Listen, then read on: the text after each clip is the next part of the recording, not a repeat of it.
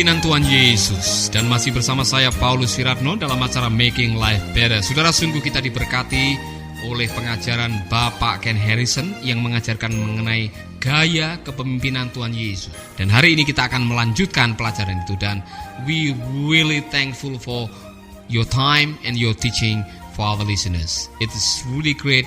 For me, it's like revelation. Thank you very much, and it's your time to continue your teaching, sir. Greetings again. It's a pleasure to be talking to you. Sekali lagi salam dari saya dan senang sekali bisa berbicara dengan saudara. We're not to keep ministry to ourselves. Jangan sampai kita ini menjadikan pelayanan hanya untuk diri kita sendiri. I have a 29-year-old and a 30-year-old on my eldership team. Saya punya orang yang berumur 29 tahun atau 30 tahun di dalam kepemimpinan saya. Because I'm an includer. Saya adalah seorang yang melibatkan. Both of these people have grown up in my church over the last 25 years. Dan dua-duanya mereka bertumbuh di dalam pelayanan saya selama 25 tahun. And their spirituality is something that I want to see reproduced. Dan saya ingin melihat kerohanian mereka digandakan dalam kehidupan orang lain. So it's not just about how old you are. Ini tidak bersangkut paut dengan berapa umur Anda. A leader can be a young person, a middle-aged person, an older person. It all is released through the ministry of Jesus in your life. Seorang pemimpin bisa muda, bisa setengah tua, atau bisa menjadi tua, tidak pandang bulu. And if you want to see your church grow, pastor, you need to be an includer. Kalau engkau ingin melihat gerejamu berkembang, bapak-bapak pendeta, libatkanlah banyak orang. Follow the leadership style of Jesus. Ikutilah gaya kepemimpinan Tuhan Yesus. Release others into ministry. Lepaskan orang-orang lain masuk dalam pelayanan. The next quality that Jesus showed was he was a coach. Hal yang lain, kualitas yang lain yang ditunjukkan oleh Tuhan Yesus ialah Yesus itu adalah seorang coach atau pelatih. You say, how can a coach, similar to a sports team coach, be shown to be Jesus? Bagaimana itu prinsip seorang pelatih dalam olahraga bisa diterapkan di dalam kepemimpinan Yesus? Well, what does a coach do? Saudara mungkin bertanya, apa yang dilakukan oleh seorang pelatih? They help a team come together. Mereka menolong sebuah tim untuk bisa melakukan pekerjaan bersama-sama. Jesus had his team, it was the 12. Yesus memiliki timnya dia sendiri, yaitu yang 12 murid itu. It was the 70. Kemudian 70 murid.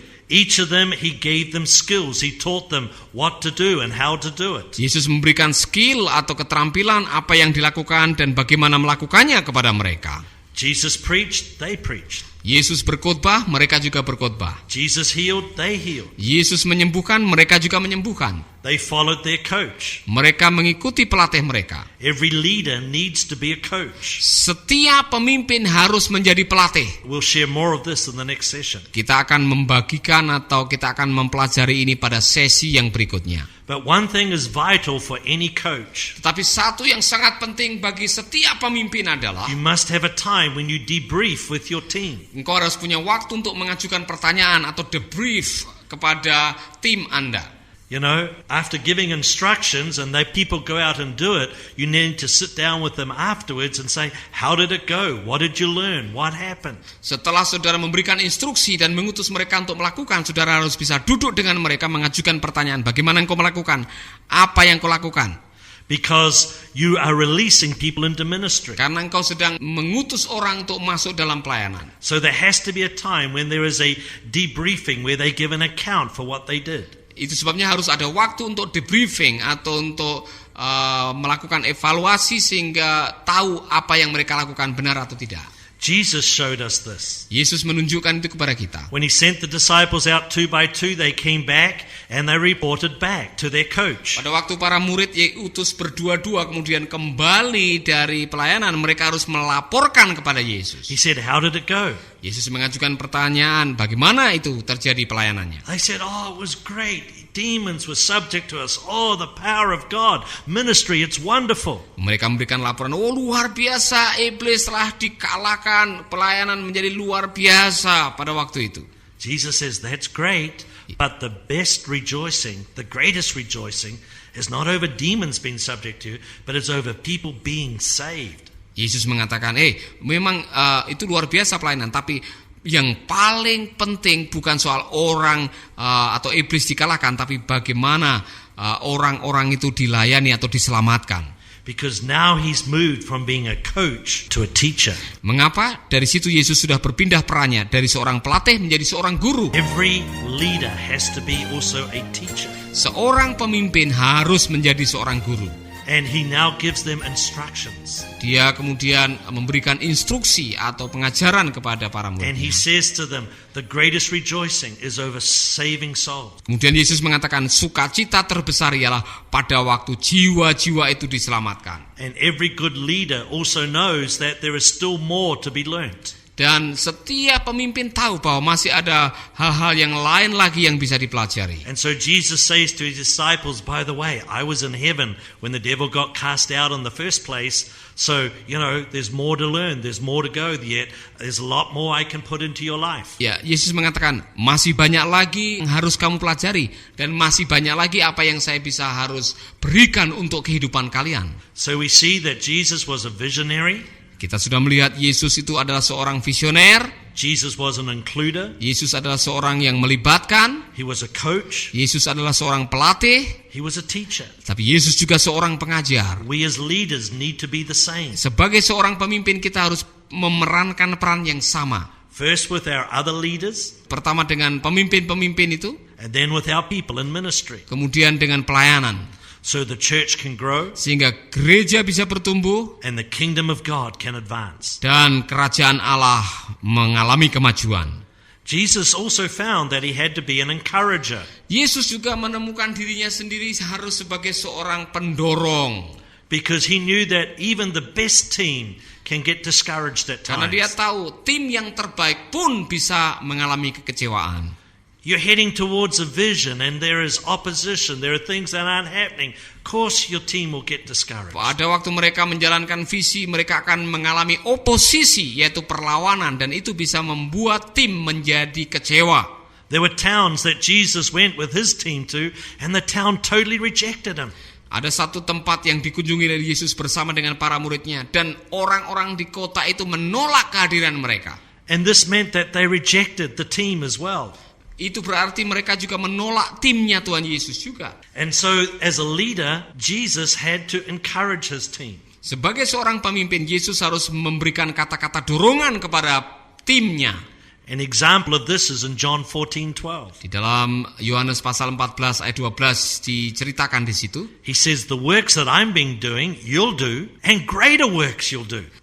Engkau akan melakukan perbuatan-perbuatan yang jauh lebih besar daripada apa yang aku lakukan. Now, I would just been happy to do the works that Jesus did. Saya cukup bahagia kalau bisa melakukan pekerjaan yang pernah dilakukan oleh Yesus. But he's got greater works for us. Tetapi Yesus mengatakan kamu bisa melakukan pekerjaan-pekerjaan yang lebih besar. See, encourager is somebody who puts courage into the heart of another. Seorang encourager, seorang yang memberikan kata-kata dorongan adalah seorang yang menaruh kata-kata yang bisa membuat orang itu berani.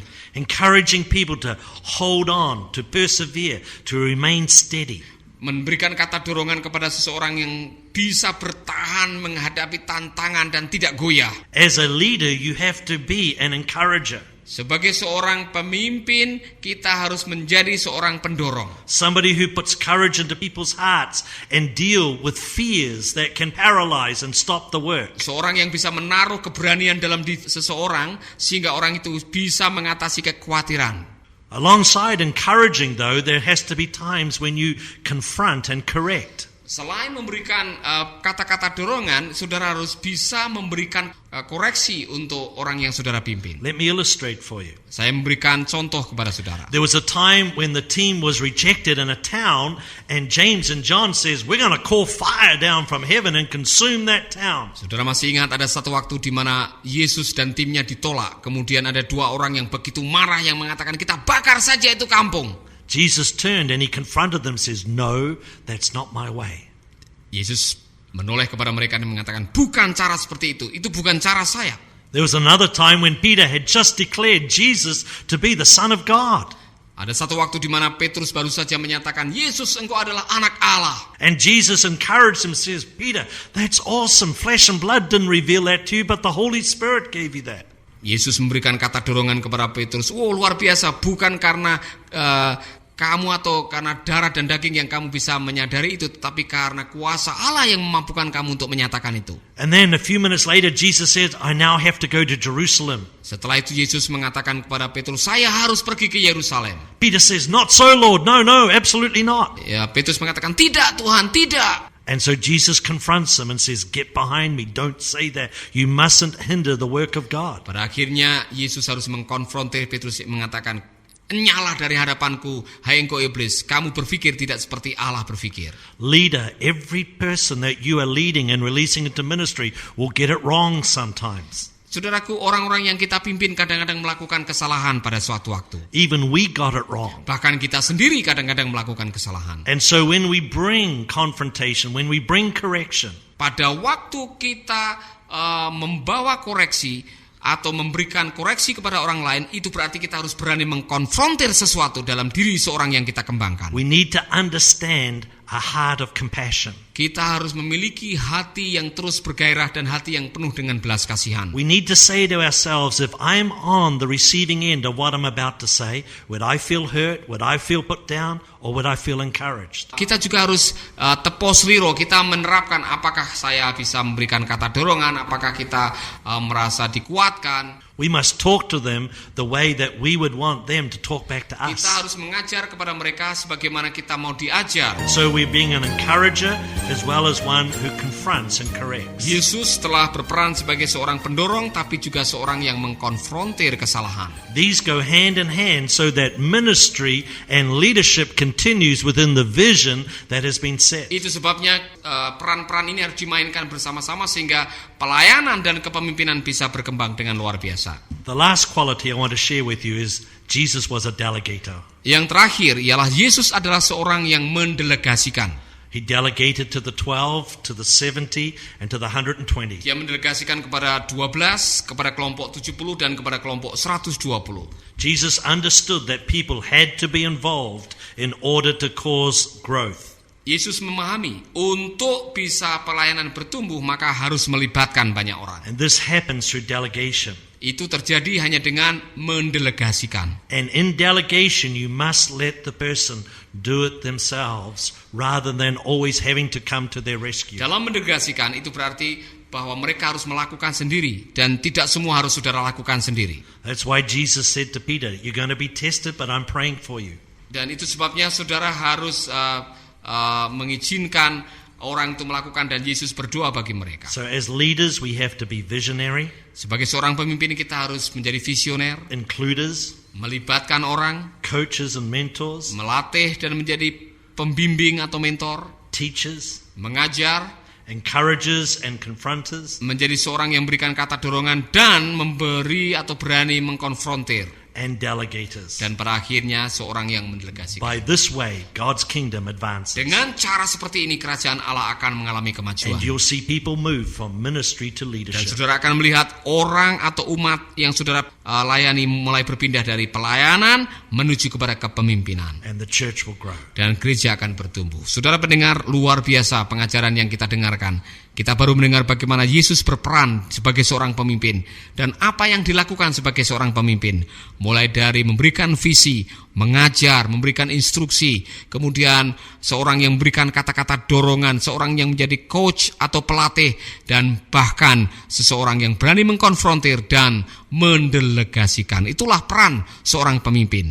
Dan pada waktu kita mampu memindahkan jemaat yang pada dasarnya hanya melakukan pekerjaan pelayanan dan mampu melakukan tugas-tugas kepemimpinan, maka gereja dan kerajaan Allah akan mengalami pertumbuhan. Tuhan memberkati dan jangan lupa dengarkan seri yang berikutnya masih bersama hambanya Bapak Ken Harrison. Tuhan memberkati. Sahabat, Anda baru saja mendengarkan program Making Life Better. Hubungi kami di 0811 3901 144 atau 0811 3901 140. Mari dukung pelayanan Making Life Better melalui rekening BCA 66 900 30525. Sekali lagi 66 900 30525 atas nama Paulus Wiratno. Terima kasih, Tuhan Yesus memberkati. Making life better, bikin hidup lebih baik.